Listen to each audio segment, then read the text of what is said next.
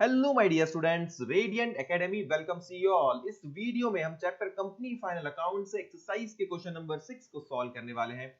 Following balances are taken from the books of Moon Limited. Prepare balance sheet as at 31st March 17 as per schedule 3 of Companies Act 2013। तो हमें जो है balance sheet का format को ready करना है, तो अभी के अभी वीडियो को पॉज कीजिए और बैलेंस शीट के फॉर्मेट को अपने आप बिना देखे प्रिपेयर कीजिए। तो चलिए, आपने जो है बैलेंस शीट का फॉर्मेट प्रिपेयर कर लिया होगा और आपको कुछ इस तरीके से लिखना है, balance sheet as at 31st March 2017।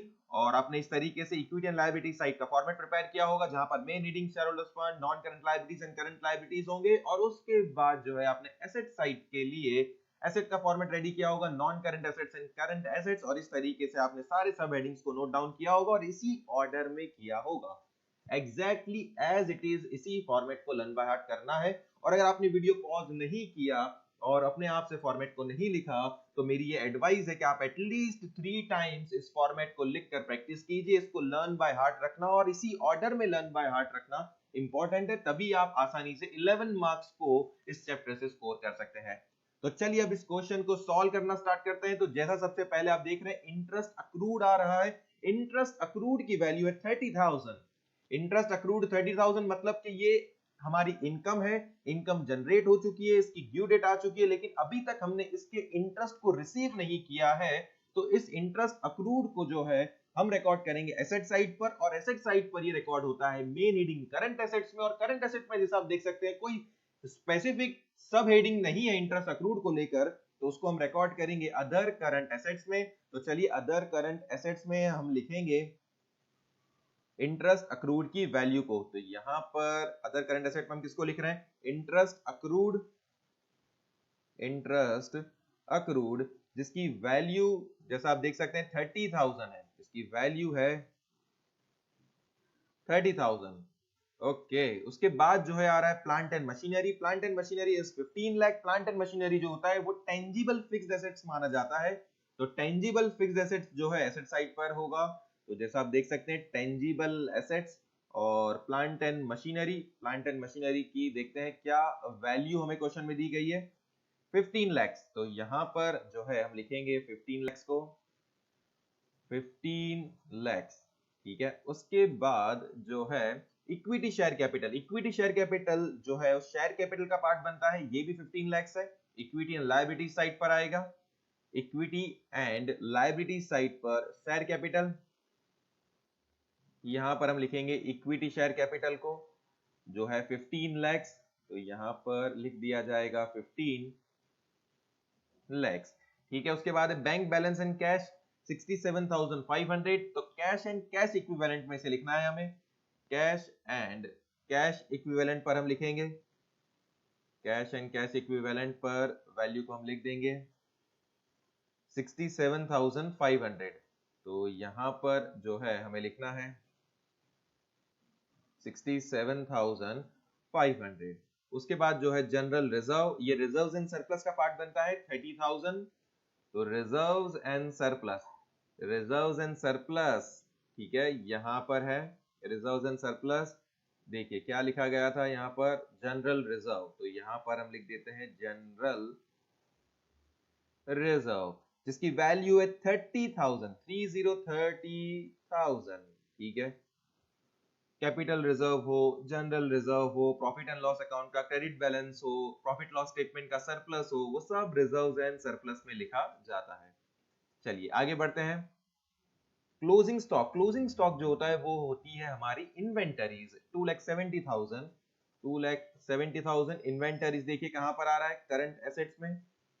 यहां पर लिखेंगे हम क्लोजिंग स्टॉक को, क्लोजिंग स्टॉक। और क्लोजिंग स्टॉक की वैल्यू कितनी है, कुछ 2,70,000। यस, 2,70,000। तो यहां पर हम लिख देंगे 2,70,000। उसके बाद जो है क्रेडिटर्स, क्रेडिटर्स जो होते हैं वो ट्रेड पेबल्स का पार्ट बनते हैं। बिल्स पेबल जो होता है वो भी ट्रेड पेबल्स का पार्ट बनता है। तो क्रेडिटर्स 6 लाख, क्रेडिटर्स 6 लाख। तो ये आएंगे हमारे ट्रेड पेबल्स में, ट्रेड पेबल्स। और यहां पर हम लिखते हैं क्रेडिटर्स को, creditors, creditors is how much, 6 lakh, तो यहाँ पर जो है हम लिख देंगे 6 lakhs, ठीक है। उसके बाद जो है क्या आ रहा है, डेटर्स। डेटर्स, बिल्स रिसीवेबल, ये दोनों पार्ट बनते हैं ट्रेड रिसीवेबल का। ट्रेड रिसीवेबल्स, तो देखिए ट्रेड रिसीवेबल्स कहां पर है, करंट एसेट्स में। करंट एसेट्स में ट्रेड रिसीवेबल्स, और यहां पर हम लिखेंगे डेटर्स को। डेटर्स अराइज कैसे होते हैं, क्रेडिट सेल्स करने पर। तो डेटर्स की वैल्यू है 3,45,000, तो यहां पर जो है हम लिखेंगे 3,45,000 को। उसके बाद जो है आ रहा है provision for tax, that is 90,000, तो ये होगा short term provision. Provision for tax जो है वो होता है शॉर्ट टर्म प्रोविजंस, तो यहां पर हम लिखेंगे provision for tax, provision for tax, इसकी वैल्यू हमें दी गई है 90,000, तो यहां पर हमने लिख दिया है 90,000 को। ओके, उसके बाद 12% बैंक लोन। अब कुछ मेंशन नहीं किया ये लॉन्ग टर्म है या शॉर्ट टर्म, तो इसको हम लॉन्ग टर्म कंसीडर कर रहे हैं। 1,95,000 long term borrowing. Long term borrowings में, लॉन्ग टर्म बोरोइंग्स में जैसा आप देख सकते हैं यहां पर हम लिखेंगे bank loan. Bank loan 12% bank loan, तो यहां पर हम लिखेंगे 12% बैंक लोन, ठीक है। 12% बैंक लोन इज 1,95,000, यहां पर लिख दिया जाएगा 1,95,000, ठीक है। उसके बाद जो है non current investments 45,000, non current investments 45,000, ठीक है। नॉन करंट इन्वेस्टमेंट जैसा आप देख सकते हैं यहां पर नॉन करंट इन्वेस्टमेंट्स है, नॉन करंट इन्वेस्टमेंट्स, तो यहां पर एज इट इज वैल्यू को हम लिख देंगे। नॉन करंट इन्वेस्टमेंट की वैल्यू है 45,000, तो यहां पर आ जाएगा 45,000। उसके बाद जो है इलेक्ट्रिसिटी डिपॉजिट, तो देखिए इलेक्ट्रिसिटी डिपॉजिट क्या होता है कि हम जब इलेक्ट्रिसिटी का कनेक्शन लिया होगा तो उसके लिए हमने कुछ अमाउंट डिपॉजिट की होगी। अब ये जनरली जो होता है वो long term loans and advances में कंसीडर किया जाता है, डिस्क्लोज किया जाता है। तो long term loans and advances जो है हमारा डिपॉजिट ऑब्वियसली एक एसेट है, और ये हमें ऑब्वियसली 12 महीने के बाद ही का ही हमारा इंटेंशन होगा, क्योंकि हमने इलेक्ट्रिसिटी का अगर कनेक्शन लिया है तो एक साल तक का तो हमारा इंटेंशन होगा नहीं। ऑब्वियसली एक लॉन्ग टाइम होगा, एक गोइंग कंसर्न कॉन्सेप्ट अप्लाई होगा यहाँ पर कि जब तक बिजनेस रहेगा तब तक इलेक्ट्रिसिटी भी रहेगी, तब तक ये एडवांसेस भी हमारे इलेक्ट्रिसिटी डिपार्टमेंट या इलेक्ट्रिसिटी कंपनी के पास रहेंगे।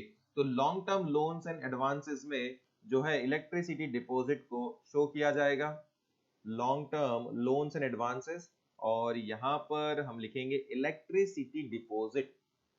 Electricity deposit long term loans and advances का पार्ट बनता है, जिसकी वैल्यू है 1,87,500, 1,87,500, यहां पर हम लिख देंगे 1,87,500।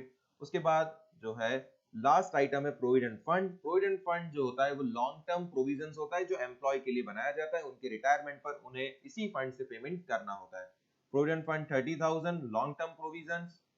Provident fund long term provisions, तो यहां पर जो है हम लिख देंगे प्रोविडेंट फंड, प्रोविडेंट फंड, और जिसकी वैल्यू है 30,000, तो यहां पर हम लिखेंगे 30,000 को, ठीक है। उसके बाद जो है चलिए 15 लाख प्लस 30,000, ये कितना हो जाएगा 15,30,000, यहां पर हम लिख देंगे 15,30,000। उसके बाद जो है नॉन करंट लायबिलिटीज के लिए 1,95,000, चलिए कैलसी पर कीजिए आप लोग भी मेरे साथ साथ, 1,95,000 प्लस 30,000, तो वैल्यू देखो कितनी बन रही है 2,25,000, तो यहां पर जो है हम लिखेंगे 2,25,000, और ये 6 लाख प्लस 90,000 इज 6,90,000, 6,90,000, और ये तीनों वैल्यू को हम ऐड करते हैं, देखते हैं क्या वैल्यू हमें मिलती है। 2,25,000 प्लस 15,30,000 प्लस 6,90,000, तो वैल्यू हमें मिलती है 24,45,000, तो यहां पर जो है हम लिखेंगे 24,45,000, ठीक है। उसके बाद जो है हम आते हैं एसेट साइड पर। तो एसेट साइड पर ये सारी वैल्यूज को सबसे पहले हम ऐड ऑन कर देंगे। तो चलिए ऐड करते हैं यहाँ पर ये सारे वैल्यूज को। तो देखते हैं क्या वैल्यू हमें मिलती है। 15 लैक्स, सबसे पहले लिखिए कैलसी पर 15 लैक्स प्लस 45,000 प्लस 1,87,500। तो वैल्यू यहाँ पर मिल रही है हमें 17,32,500। 17,32,500, ठीक है। उसके बाद जो है ये सारी वैल्यूज को हम ऐड ऑन करेंगे। तो चलिए ये सारी जो वैल्यूज है उनको हम ऐड करते हैं कैलसी पर। तो चलिए कैलसी को ऑपरेट कीजिए। 2,70,000 प्लस 3,45,000 प्लस 67,500 प्लस 30,000, ठीक है। तो देखिए वैल्यू हमें मिल रही है 7,12,500। 7,12,500। अब ये दोनों जो वैल्यूज है, ये दोनों वैल्यूज को ऐड करके हम टोटल लिख देंगे एसेट साइड के लिए। तो चलिए दोनों वैल्यूज को जो है ऐड करते हैं। 7,12,500 प्लस 17,32,500। तो देखिए वैल्यू आपको मिल रही है 24,45,000। 24,45,000। तो जैसा आप देख सकते हैं एसेट साइड का जो टोटल है 24,45,000 और इक्विटी एंड लायबिलिटीज साइड का टोटल है 45,000। दोनों टोटल जो है मैच हो चुके हैं। सारी वैल्यूज को प्रॉपर्ली हमने यहाँ पर डिस्क्लोज कर दिया है और इसी के साथ ये आसान सा क्वेश्चन हमारा यहाँ पर खत्म होता है। मेरी उम्मीद है कि आपको अच्छे से ये क्वेश्चन क्लियर हो चुका होगा और आपको समझ में आ चुका होगा कि कितना जरूरी है इस फॉर्मेट को याद रखना। अगर फॉर्मेट याद हो गया मतलब आधा काम खत्म हो चुका है। 11 मार्क्स स्कोर करने की तरफ आप बढ़ चुके हैं। अब अगर आप और ज्यादा इंटरेस्टिंग वीडियो देखना चाहते हैं तो हमारे चैनल को सब्सक्राइब कीजिए, लाइक कीजिए, अपने दोस्तों के साथ शेयर कीजिए। हम मिलेंगे हमारे नेक्स्ट वीडियो में।